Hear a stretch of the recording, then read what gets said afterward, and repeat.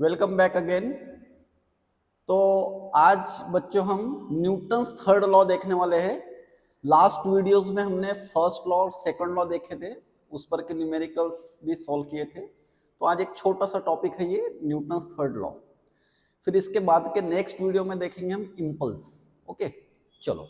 तो सिंपल सा Newton's third law है, to every action, Newton's third law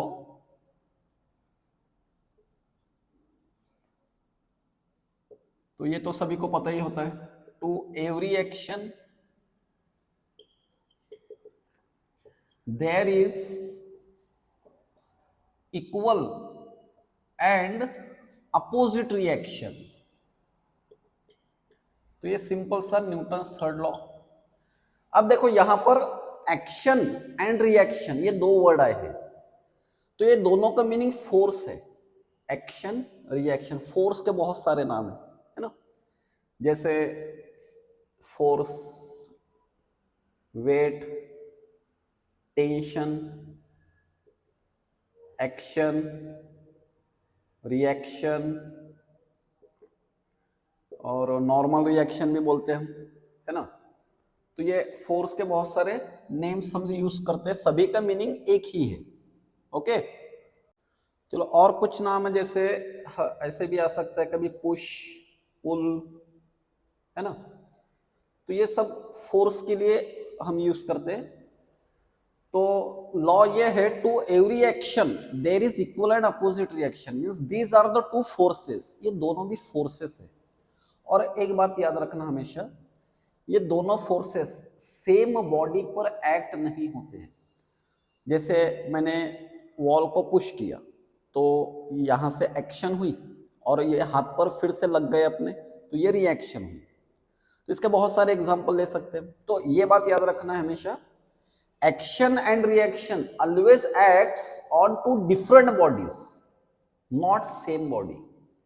बहुत सारे एग्जांपल्स यूज करते हैं हम एवरीडे लाइफ में भी न्यूटन्स लॉ के।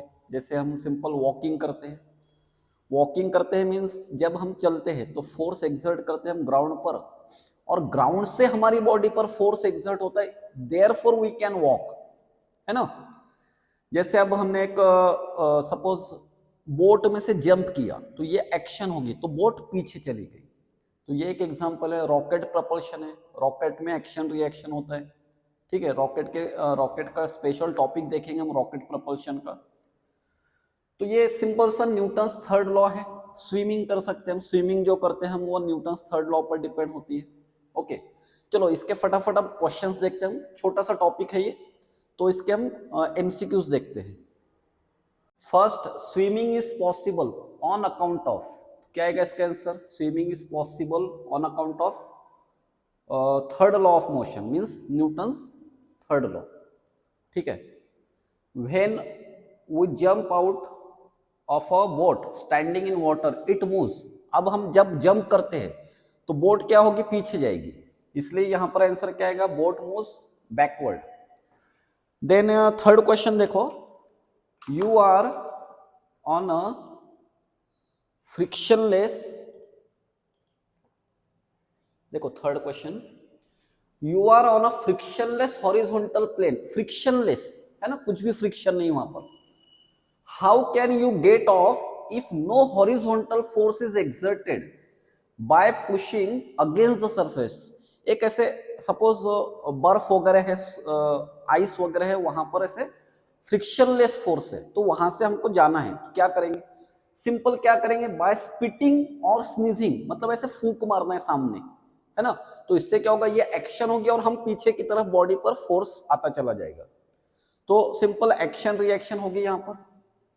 4 नंबर का क्वेश्चन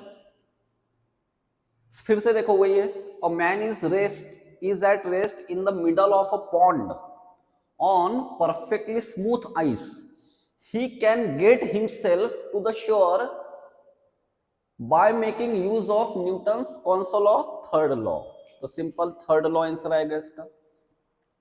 फिफ्थ क्वेश्चन देखो, a cannon after firing recoils due to Newton's third law of motion, तो थर्ड लॉ आ जाएगा simple.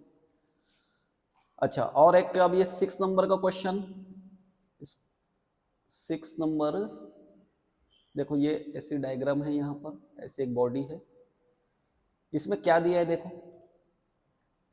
A body floats in a liquid, ये एक ऐसी बॉडी दी है, float in a liquid in a beaker, if the whole system as shown in figure falls freely under gravity, then the upthrust on the body will be। तो upthrust क्या होता है, सबसे पहले ये बाद में भी देखने वाले हम डिटेल में अपथ्रस्ट। तो अपथ्रस्ट क्या होता है, upthrust is equal to weight. क्या होता है अभी थोड़ा शॉर्ट में समझ लो अभी के लिए। जैसे देखो, ये जनरली फ्लूइड की प्रॉपर्टी है, या मोर सिंपल बोले तो वाटर एग्जांपल ले लेंगे, वाटर भी फ्लूइड ही है। तो जितना वेट होता है बॉडी का, उतना वाटर इस पर फोर्स एक्सर्ट करेगा, वाटर या एयर कोई भी फ्लूइड। तो ये mg के उतना होता है, वेट के उतना होता है। लेकिन ये जो m है, ये m, जैसे सपोज देखो, ये एक बीकर में सपोज मैंने एक ऑब्जेक्ट लिया, तो इसका वेट है mg, इस पर अपथ्रस्ट कितना एक्ट हुआ, m-g। m डैश लिखा मैंने, क्यों लिखा यहाँ पर, बिकॉज देखो यहाँ पर m डैश क्या होता है, m डैश जितना लिक्विड डिस्प्लेस हुआ, जितना लिक्विड डिस्प्लेस हुआ उसका मास है। और ये m क्या है, ये m is the mass of body.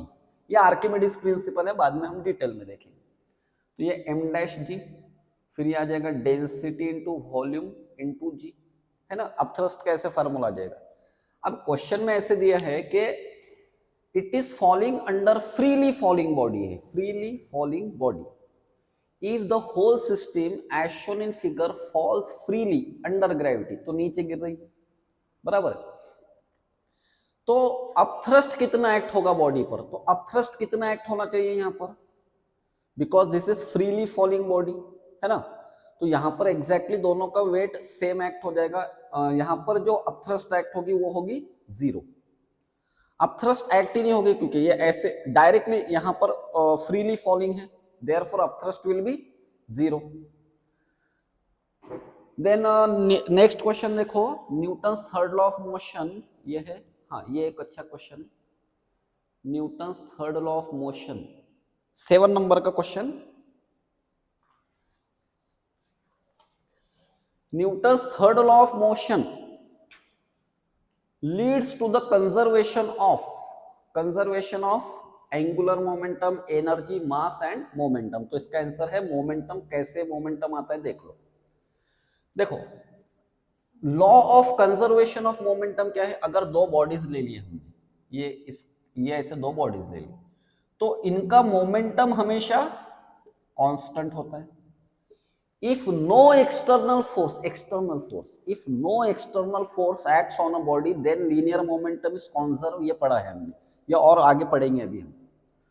तो P1, दो बॉडीज लिए सपोज फॉर एग्जांपल मैंने, P1 plus P2 is constant. Momentum means क्या, mass into velocity, m1 v1 plus m2 v2 is constant, ऐसा आ जाएगा। चलो अब इसको डिफरेंशिएट करते हैं विथ रिस्पेक्ट टू टाइम। तो मास तो सेम ही रहेगा, इसको dv1 अपॉन dt लिखेंगे प्लस m2, और v2 को dv2 अपॉन d2, और कांस्टेंट का डेरिवेटिव क्या होता है, 0 होता है। अब देखो यहाँ पर dv अपॉन dt क्या है, it is nothing but acceleration. तो ये एक्सेलरेशन हो गया, m2a2 इक्वल टू 0, और ये मास इंटू एक्सेलरेशन फोर्स है, f1 plus f2 equal to 0, या फिर f1 equal to minus F2। तो यही तो एक्शन रिएक्शन है ना, Newton third law, action reaction. Okay, तो ऐसे Newton's third law depend upon the conservation of, और leads to the law of conservation of momentum. Means ऐसे हम वापस फिर से इधर भी जा सकते हैं, ठीक है। चलो नेक्स्ट क्वेश्चन क्या है, हाँ,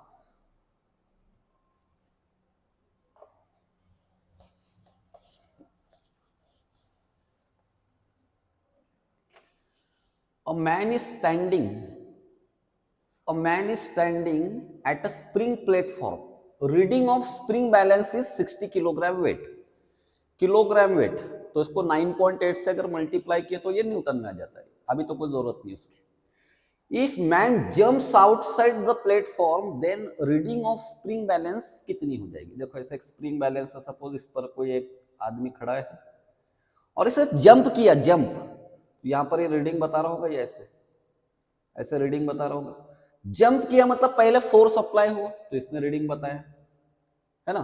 फिर स्टेप आउट हो गया, तो इसका आंसर क्या आएगा, फर्स्ट इंक्रीजेस।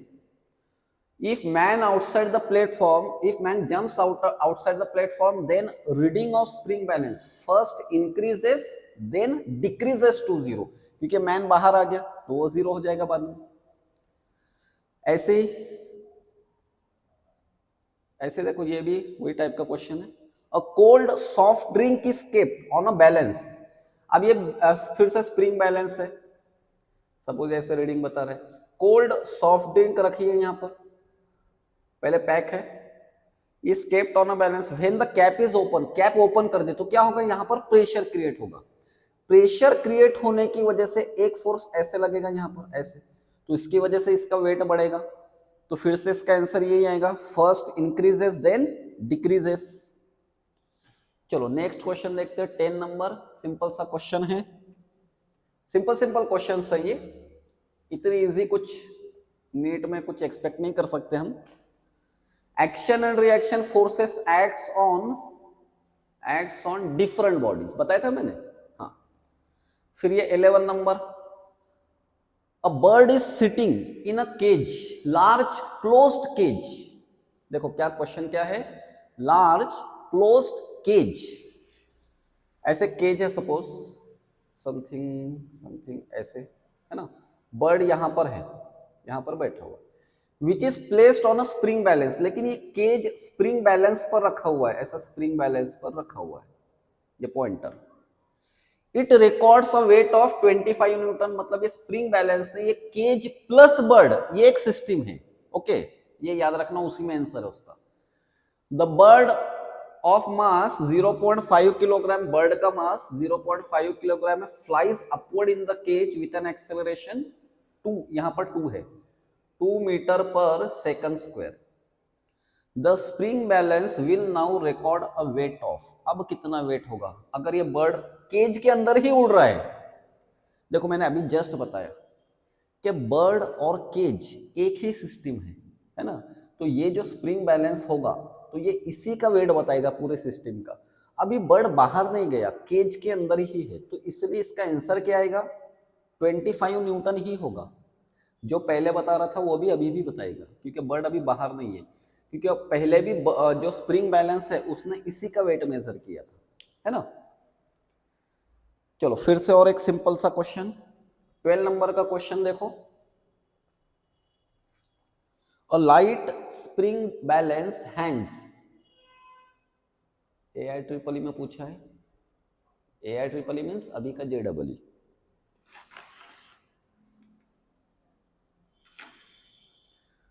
अ लाइट स्प्रिंग बैलेंस हैंग्स, देखो एक स्प्रिंग बैलेंस है, लाइट वर्ड है यहां पर, लाइट एक ऐसा स्प्रिंग बैलेंस है, from the hook of other light spring balance, मतलब ये दूसरा स्प्रिंग बैलेंस इसके हुक से ये लगा हुआ है, and a block of mass hangs from the former one, मतलब यहां पर मास m है ऐसे, है ना।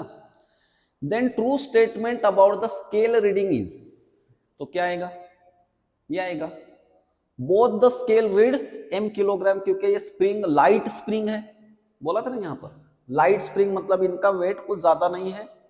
और दूसरी बात यहां पर ये जो वेट होगा ये भी इसी का वेट मेजर करेगा, ये दोनों का नहीं मेजर करेगा, स्प्रिंग ये लाइट स्प्रिंग है, देयरफॉर तो यहां पर दोनों भी सेम m किलोग्राम ही मेजर करेगी, ठीक है। मतलब यहां पर हमने एक बैलेंस, यहां पर एक रीडिंग, मतलब अपना ऐसा पॉइंटर या कुछ लगा हुआ होता, यहां पर एक पॉइंटर लगा हुआ है, तो दोनों भी रीडिंग्स कितना दिखाई m किलोग्राम। फिर ये 13 नंबर, ये थोड़ा न्यूमेरिकल टाइप है, देखो, a machine gun fires 20 bullets per second, 20 bullets per second into a target, Each bullet weighs 150 gram and has a speed of 800 meter per second. Find the force necessary to hold the gun in position. तो force, तो देखो simple force का formula ये है, force equal to mass into velocity, mass into acceleration, या फिर इसको हम ऐसे लिख लेते हैं एम ए। चलो एम ए, मैं सिंपलेस्ट फॉर्म में बता रहा हूं, v upon t, v upon t. तो m मीन्स एक बुलेट का मास, अगर ऐसे n बुलेट्स होते तो हम इसको ऐसे लिखते हैं n times m upon m v upon t. देखो नंबर ऑफ बुलेट्स कितने हैं, 20 पर सेकंड। देखो ये इसकी वैल्यू दी है, n अपॉन टी की वैल्यू कितनी दी है, 20। मास ऑफ द बुलेट कितना है, 150 ग्राम। तो ये 150 ग्राम के लिए आ जाएगा 10 पावर -3, और स्पीड है हमारे पास 800। चलो तो ये 10 पावर -3 को 1 2 3 इससे कैंसिल कर देंगे। ओके, 3 0 से कैंसिल कर दिया, और ये 15 2 30 और एक 0 और ये 8 यहाँ का, तो आंसर क्या आएगा फिर 2400, 2400 ये आंसर। ठीक है, चलो फिर नेक्स्ट क्वेश्चन देखते हैं।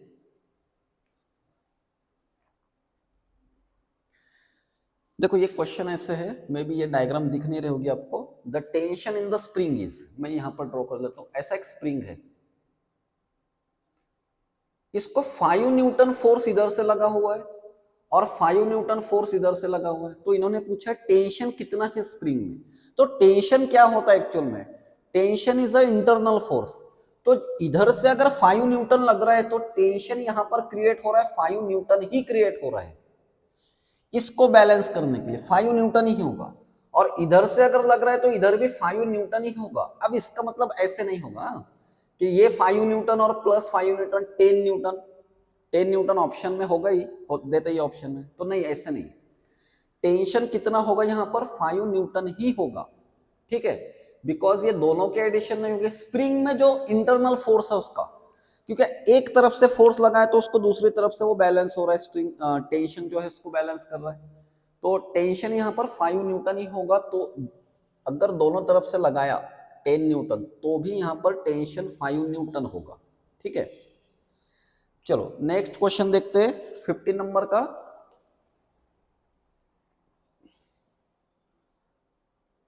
तो सिंपल सा क्वेश्चन है, a body is lying on a table, what is the angle between action of the book. देखो एक टेबल है ऐसे,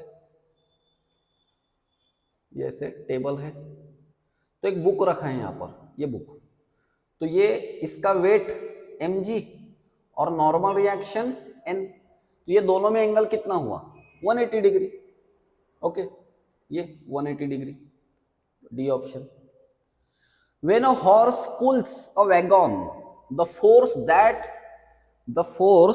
causes the horse, to move forward is the force। देखो हॉर्स फॉरवर्ड जा रहा है तो इसका ये क्या मतलब, किस वजह से जा रहा है, ये फोर्स की वजह से। The ground exert on it, the force ground exert on it, ground exert कर रहा है फोर्स पर। हम भी जब चलते हैं तो हमारे बॉडी पर भी ग्राउंड फोर्स एक्सर्ट कर रहा है, ग्राउंड फोर्स एक्सर्ट कर रहा है, इसलिए हम चल पाते हैं, एक्शन रिएक्शन। नेक्स्ट क्वेश्चन, फिर से वही जो स्टार्टिंग में एक दो क्वेश्चंस आए थे वो उसी टाइप का क्वेश्चन है। Man is standing at the frictionless pond of ice, how can he get himself to the शोर।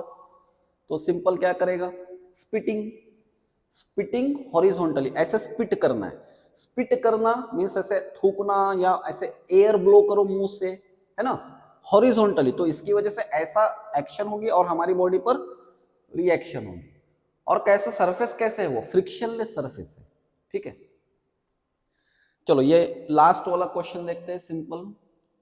ऐसे बहुत सारे क्वेश्चन अभी हम बाद में आने वाले हैं। ये a body of mass 5 kilogram, देखो ऐसे डायग्राम है ये, एक ऐसे, ये ऐसे स्प्रिंग है, यहाँ पर इसको फिक्स कर दिया ऐसे, और यहाँ पर एक मास लगा दिया, ये m, और ये एंगल है 30 degree. A body of mass 5 kilogram is suspended by spring balance on an inclined plane as shown in figure. The spring balance measure. तो ये स्प्रिंग बैलेंस कितना मेजर करेगा? तो सिंपल यहां पर हम क्या करेंगे, mg ये वेट है, ये इसका नॉर्मल रिएक्शन r या n ले लो। अच्छा ये mg को दो कंपोनेंट में हम डिवाइड करेंगे, स्प्लिट अप करेंगे। एक ये कंपोनेंट होगा 30 डिग्री, तो ये भी 30 डिग्री एंगल होता है mg cos 30, और ये वाला कंपोनेंट आएगा mg sin 30। देखो अब नॉर्मल रिएक्शन और mg cos 30 एक दूसरे को बैलेंस कर देंगे, तो ये जो स्प्रिंग बैलेंस रीड करेगा वो ये वाला फोर्स रीड करेगा mg sin 30। तो mg sin 30 इसके वैल्यूज पुट अप कर लेते हैं।